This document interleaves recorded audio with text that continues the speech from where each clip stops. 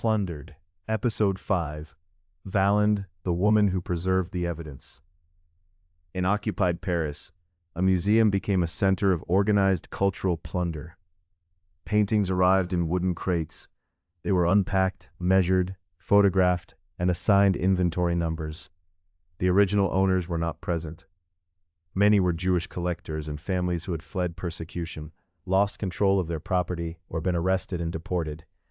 Inside the museum, one woman quietly watched the operation. Her name was Rose Valland. She could not stop the looting, but she understood that if the records survived, the stolen artworks might one day be traced. Rose Valland was born in southeastern France in 1898. She studied art, archaeology, and art history before beginning work at the Jeu de Paume Museum in Paris in 1932. Her early position lacked the status and security her education might have suggested, but she learned the museum, its galleries, and its administrative routines. That knowledge became crucial after German forces occupied Paris in 1940. The Einsatzstab Reichsleiter Rosenberg, known as the ERR, took control of the Jeu de Paume. The organization used the museum to process cultural property confiscated primarily from Jewish collectors and dealers in occupied France and Belgium. Rose Valland remained at the museum while the German operation continued. From 1940 until 1944, she maintained daily contact with the personnel working around her, while secretly recording the origins and destinations of looted objects. The galleries no longer functioned as ordinary exhibition spaces. Crates entered from homes, bank vaults, and storage facilities. Paintings were examined, objects were photographed, registration cards were prepared, collection codes were assigned, works were selected for different destinations. Some were considered for Adolf Hitler's planned museum in Linz. Some were chosen by Hermann Göring. Others entered exchanges, sales, or storage repositories. The procedures resembled museum administration, but the purpose was not preservation. The purpose was to organize property taken through persecution. Valland understood German. Many of the German officials around her apparently did not realize the full extent of her language ability. This allowed her to follow conversations, read documents, and understand transport information that personnel may have assumed she could not interpret. She kept her knowledge hidden. She observed without appearing threatening. She listened. She copied. She remembered. Popular stories sometimes portray resistance as a single dramatic act. Valland's resistance was different. It required her to return to the same building day after day. She had to remain calm while confiscated collections passed in front of her. She could not openly question officials. She could not copy every document without attracting attention. She had to decide what could be recorded safely and what information mattered most. Her notes included the names of dispossessed owners, descriptions of artworks, collection codes, shipment numbers, German personnel, storage locations, and destinations inside Germany and Austria. She worked under the direction of Jacques Jaujard, the director of France's national museums. Jaujard had already helped organize the evacuation of major French state collections before the German occupation of Paris. During the occupation, Valland passed information through the French Museum administration. This relationship is important. She acted with extraordinary individual courage, but she did not operate in complete isolation. Her intelligence formed part of a broader effort to preserve French cultural property and monitor the German confiscation system. One surviving document shows the value of her work. On 10 March 1942, Valland sent Jaujard a French translation of a German ERR inventory. The list described 20th century works held at the Jeu de Paume. Most importantly, it included the names of people from whom the works had been taken.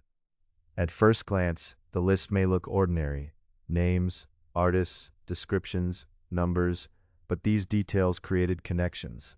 She worked for 4 years without knowing whether the information would ever be used. Paris was liberated in August 1944. But liberation did not immediately return the stolen art. The paintings were no longer at the Jeu de Paume. They had been dispersed across Germany and Austria. Some were stored in castles. Others were placed in private estates, warehouses, or underground repositories. Valland's role now changed. The information she had gathered secretly could be used openly. She began cooperating with French authorities and Allied cultural recovery officers. One of those officers was James J. Rorimer, an American museum professional serving with the Monuments, Fine Arts and Archives program. Rorimer had worked at the Metropolitan Museum of Art before the war. After the liberation of Paris, he worked closely with Valland as the Allies traced artworks removed from France. Valland brought years of knowledge from inside the Jeu de Paume. Rorimer had Allied military access to territories and repositories that were being liberated.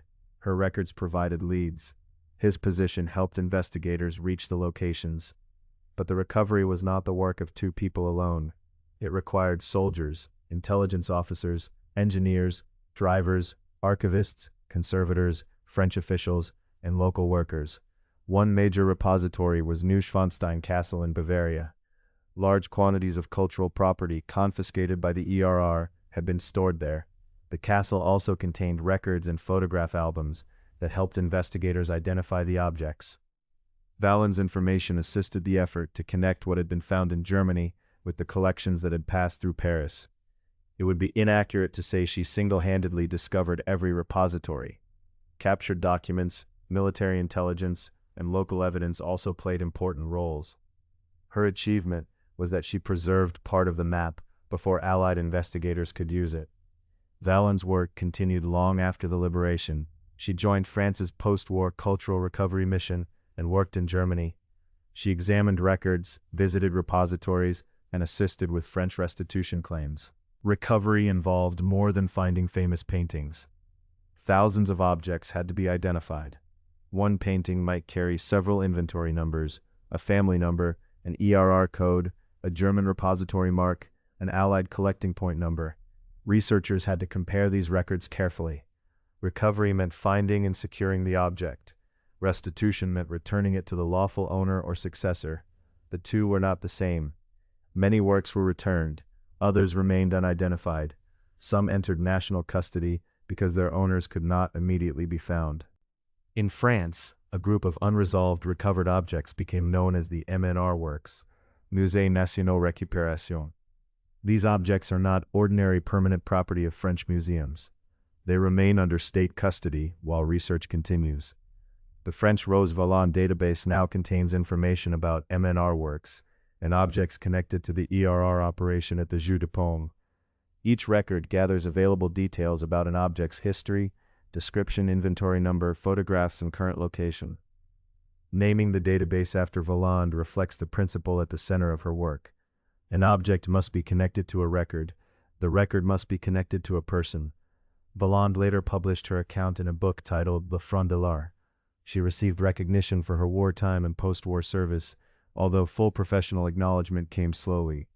Her story became more widely known through books, exhibitions, and films. Popular culture helped introduce her to new audiences. It also created myths. The historical Rose Valland does not need invented scenes. She did not require dramatic disguises or fictional confrontations. Her courage appeared in quieter actions. She understood the language around her. She recognized the importance of a shipment number. She preserved names when a bureaucracy was reducing people to codes. She continued the work after the war, when recovery required years of patient investigation. Rose Valland could not save every artwork. Her notes were not complete. She did not work alone.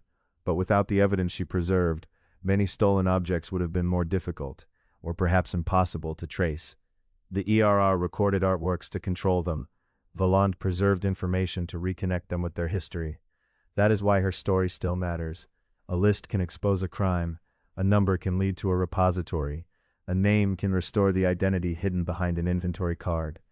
In the next episode of Plundered, we follow the stolen art deep inside the Altassi salt mine in Austria. Thousands of cultural objects were stored beneath the mountain. During the final weeks of the war, explosives entered the mine, but the true story of who prevented its destruction is more complicated than the popular legend. This is Plundered, an investigation into Nazi looting and the search for justice, created by Gregan.